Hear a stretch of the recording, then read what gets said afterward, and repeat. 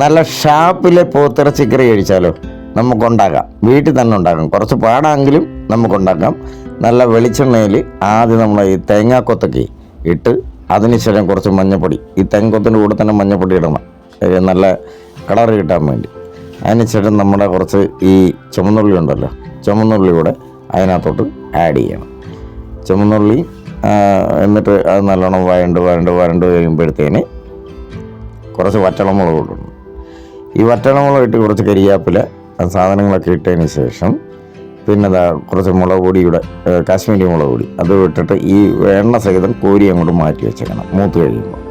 പിന്നെ ആ എണ്ണയിലോട്ട് നമ്മുടെ ഈ അരിഞ്ഞു വെച്ചിരുന്ന ഈ ഇറച്ചി, മസാല പുരട്ടി വെച്ചിരുന്ന ഇറച്ചി അത് എടുത്ത് പിന്നെ ഉരുളിയിലോട്ടിട്ട് അതിനകത്ത് ഇഞ്ചി പേസ്റ്റ്, വെളുത്തുള്ളി, കറുവപ്പട്ടയും പച്ചമുളകും പിന്നെ ഇട്ടേക്കണം.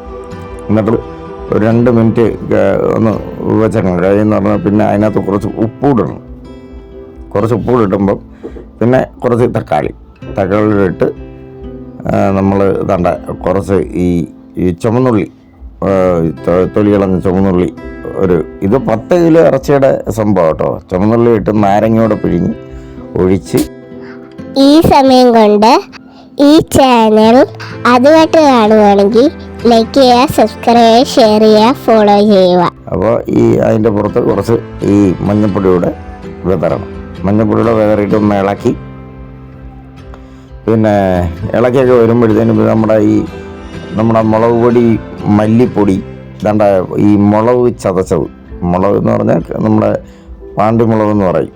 ഇത് മുളക് ചതച്ച എല്ലാം കൂടെ നമ്മളൊരു വെളിച്ചെണ്ണയിലിട്ട് ഒന്ന് താളിച്ച് വെച്ചേക്കണം.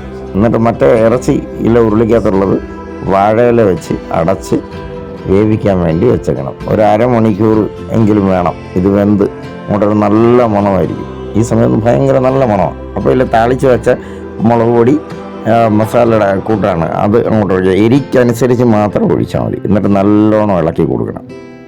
ഇതൊരു വെറൈറ്റി രീതിയിലാണ് ഈ ഇറച്ചിക്കറി ഉണ്ടാക്കുന്നത്.